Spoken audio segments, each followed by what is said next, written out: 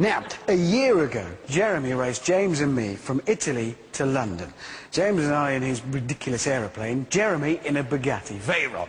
And annoyingly, he won. Then we heard from a bunch of aeroplane enthusiasts called the RAF.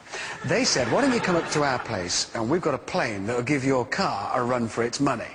And, well, seeing as I'm the only one who hasn't yet driven the Bugatti Veyron, I took up the challenge.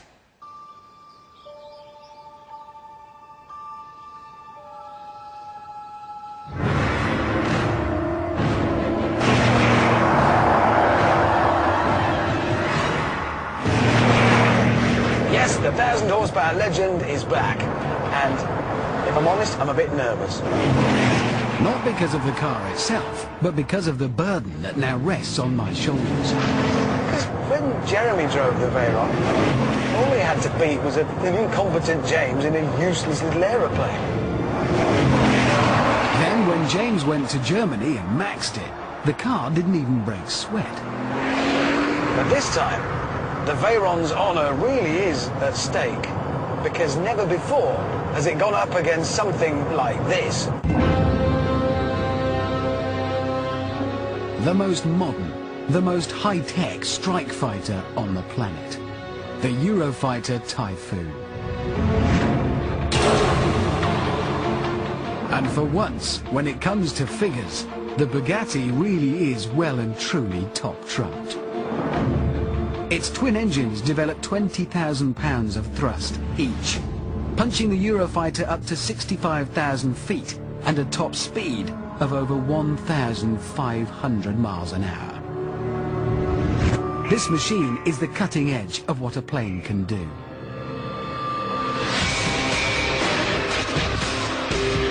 It's actually designed to be aerodynamically unstable, to make it as agile as possible in a dogfight.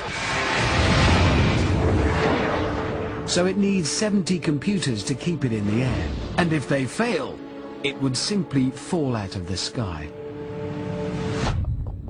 It's kind of a mix of science fiction and brute strength. These wings, for example, have to be able to take the stresses and strains of all those extreme high-speed manoeuvres. So they might look all slim and dainty, but each one can take the weight of 35 Volkswagen Golfs. All in all, quite a handy bit of kit, as you'd expect, at 67 million a pop. Faced with the clear and present danger of the Eurofighter, the Bugatti Veyron really is the car world's best shot at clinging to some honour. And no one knows what the outcome will be. In fact, Bugatti is so concerned, they've sent over not one, but 2 Veyrons. Maybe they're going to tie them together or something. The shootout will take place here, on the main runway at RAF Coningsby in Lincolnshire. And here's the challenge. It's a horizontal versus vertical drag race over 2 miles.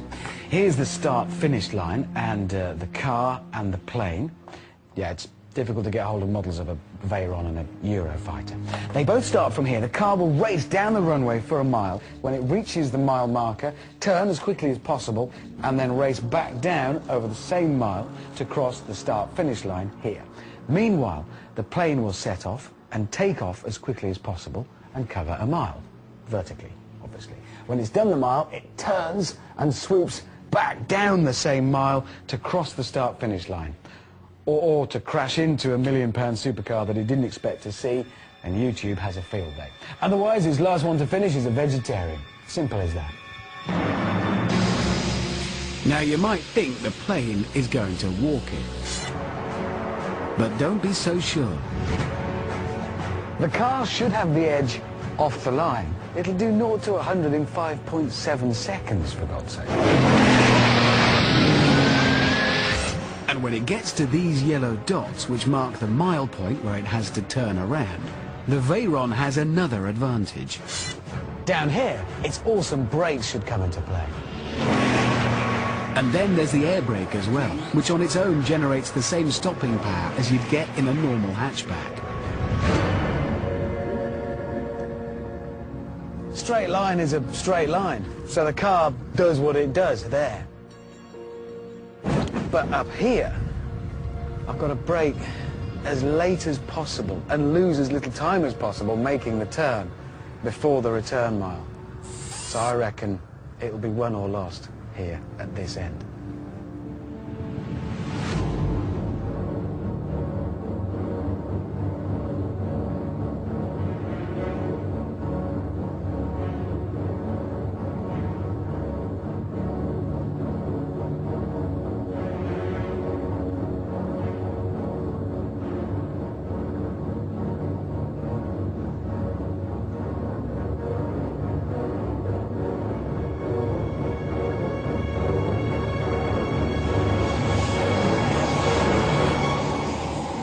Traction control off, gearbox to manual, launch control, left foot on brake, give it the full beans on the throttle.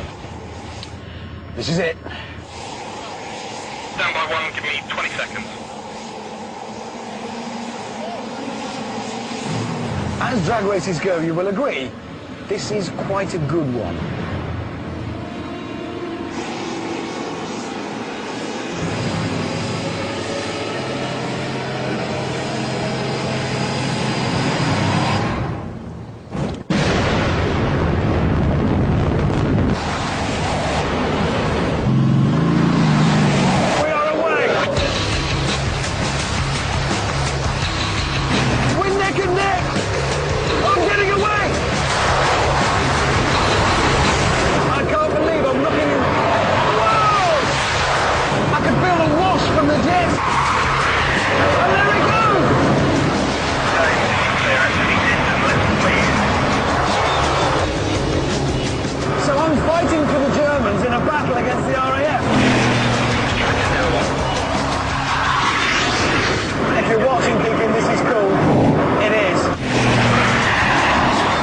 After just 18 seconds, I was doing 188 miles an hour and getting ready to brake for the mile turn.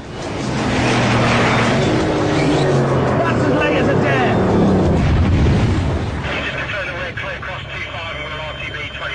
This is where it's won or lost.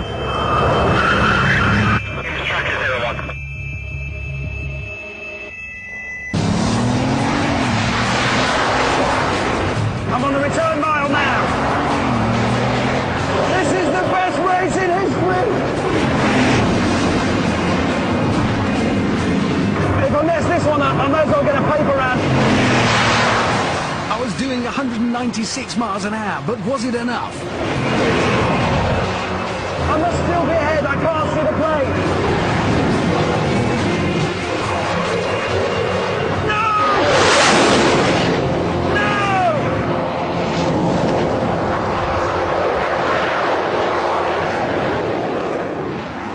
I suspect I may get some abuse for this.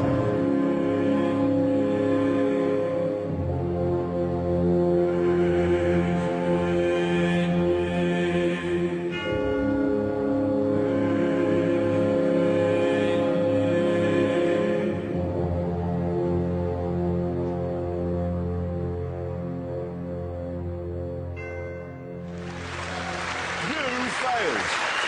You are a vegetarian and you failed and you're useless. Yes. Got to admit though, it is quite a car. Oh, it is staggering, but what a plane. Oh. And here is the guy who flew it, Squadron Leader Jim Walsh. Well done. Must have been terrifying. Well, it was, because I was... Not you, him. We had to wake up that morning, what am I doing today? Well, Richard Hammond's coming. He's driving in a fast car in a straight line on a runway in the north. Not going to go, well, can I do nuclear war instead? So well done, mate. Fantastic. Next